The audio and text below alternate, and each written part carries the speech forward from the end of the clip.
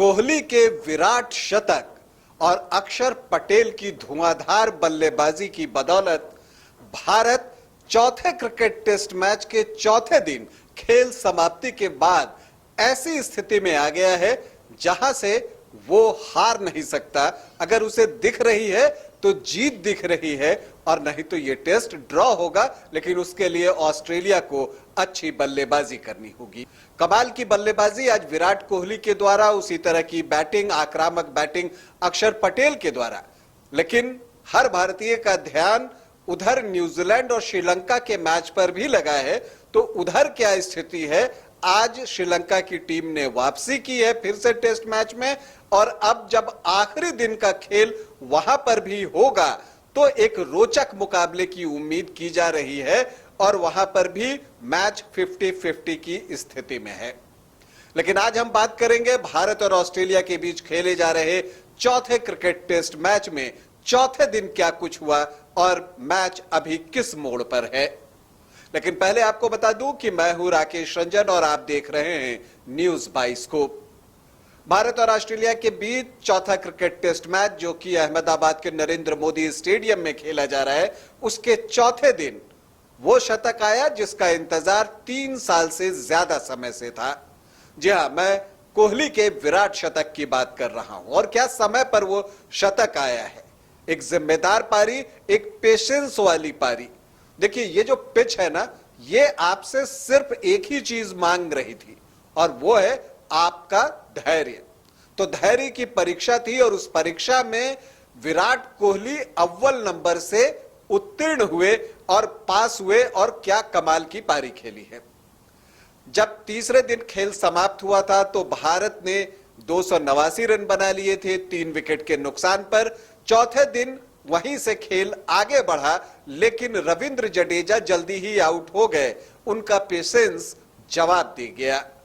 वो रोकते रोकते उन्हें लगा कि अब कुछ स्ट्रोक लगाना चाहिए, और उन्होंने उसकी कोशिश की। कुछ एक में कामयाब हुए, लेकिन फिर मिडॉन के ऊपर से मारने के प्रयास में उस्मान ख्वाजा के द्वारा कैच किए गए, और उनकी पारी 28 रनों पर समाप्त हुई। और वो जो एक साझेदारी थी उनके और विराट कोहली के बीच में, वो भी वहीं पर खत्म हो गई।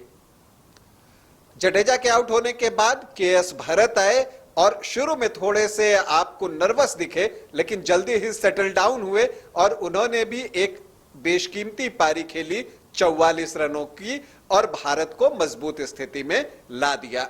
वो भी आउट होने के बाद थोड़े निराश दिखे। बैट पैड उनका कैच हुआ, फॉरवर्ड शॉट लेग पर कैच लिया गया, और नाथन लियोन की गेंद पर वो आउट हुए। अब अगर हम बात करें, लेकिन खेल इसके बाद शुरू होता है। अक्षर पटेल क्रीज पर आते हैं, और वहां से जिस तरह से भारतीय टीम ने गियर बदला वो देखते ही बनता है। अक्षर पटेल, अगर मैं सच कहूं तो इस पूरी श्रृंखला में अगर दोनों तरफ से कोई एक बल्लेबाज है जिसने ऑलमोस्ट चारों ही टेस्ट मैच में बेहतरीन बल्लेबाजी की है, तो अगर आपको पहला नाम लेना होगा तो आप रोहित शर्मा का नाम नहीं ले सकते, विराट कोहली का नाम नहीं ले सकते, आपको नाम लेना होगा अक्षर पटेल का। हर मैच में उनका प्रदर्शन निखरता गया है। नागपुर टेस्ट में जो उनकी पारी थी वो एक मैच विनिंग पारी थी। दिल्ली में भी फिर उन्होंने अर्धशतक जमाया तो 2 अर्धशतक आ गए। इंदौर में जबकि पिच बल्लेबाजी के अनुकूल नहीं थी और स्पिनर्स को खेलने में खासी कठिनाइयां आ रही थी बैटर्स को, वहां पर भी वो दोनों पारियों में नाबाद लौटे। स्कोर बड़ा नहीं था क्योंकि सामने कोई साथ देने वाला नहीं था, लेकिन वो नाबाद लौटे। और फिर जब इस बार उन्हें अहमदाबाद में मौका मिला तो उन्होंने अपना मौका ताड़ा और 79 रनों की एक धुआंधार पारी खेली। और सच कहूं तो विराट कोहली और अक्षर पटेल ने मिलकर गेंद की सिलाई जो आप कहते हैं ना, उसे खोल दी। इतनी पिटाई दोनों ने मिलकर की है, और वहां पर कंगारू टीम बिल्कुल बैकफुट पर दिखी। और जब जिस तरह से अक्षर पटेल ने काउंटर अटैक किया था, वहां पर जो स्पिनर हैं वो आपको असहाय दिखे। जिस पिच पर स्ट्रोक खेलना जो है मुश्किल था। देखिए, इस पिच के लिए सभी कह रहे हैं कि ये बल्लेबाजी के लिए अनुकूल है, लेकिन स्ट्रोक प्ले के लिए अनुकूल नहीं है। लेकिन अक्षर पटेल ने वो स्ट्रोक प्ले दिखाया। लेकिन सबसे ज्यादा तारीफ विराट कोहली की शतक आया और क्या समय से शतक आया। देखिए वो किस तरह से शेल में रहे, खास करके अगर हम लंच तक के खेल की बात करें तो उन्होंने एक भी चौका नहीं लगाया। उनका जो सैकड़ा आया है जब उन्होंने लियोन को लेग साइड में फ्लिक ऑफ द रिस्ट से खेलकर सिंगल लिया, तो वो जो 100 रन उन्होंने बनाए वो 241 गेंदों पर बनाए और उस 100 रन को बनाने में उन्होंने सिर्फ 5 चौके लगाए। और आप समझिए कि विराट कोहली के पास जितने स्ट्रोक हैं उसे समेट कर रखना ही कितनी बड़ी बात है, कि उस पर नियंत्रण रखना कि नहीं पिच ऐसी नहीं है तो मैं खेलूंगा, और यह काम उन्होंने बखूबी किया। और हालांकि अक्षर पटेल के आउट होने के बाद भारतीय पारी ज्यादा देर तक चल नहीं सकी और अंततः जो है भारतीय पारी 571 रन पर समाप्त हुई। समाप्त इसलिए कह रहा हूं कि गिरे तो 9 विकेट ही थे, लेकिन श्रेयस अय्यर के बैक में समस्या उभर गई है एक बार फिर से, जिसकी वजह से वो पहले टेस्ट से भी बाहर रहे थे, तो वो समस्या एक बार फिर से उभर गई और इस वजह से वो बल्लेबाजी के लिए नहीं आ सके। तो भारत को 91 रनों की बड़ी लीड कह सकते हैं आप, महत्वपूर्ण लीड आप कह सकते हैं, और उसके बाद जो बाकी बचा समय था ऑस्ट्रेलिया ने किसी तरह से काट दिया बिना किसी नुकसान के।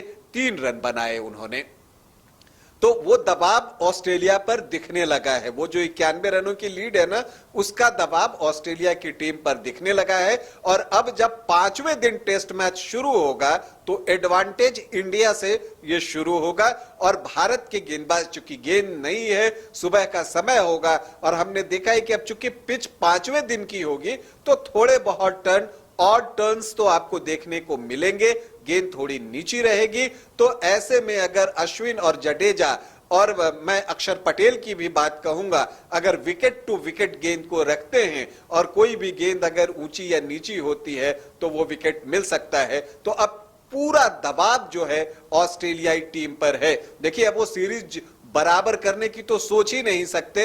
अब जो है अगर ये टेस्ट ड्रॉ होता है तब भी भारत ये सीरीज जीत लेगा, अगर ये टेस्ट भारत जीतता है तब तो ऐसे भी सीरीज जीतेगा, जीत का अंतर और बड़ा हो जाएगा।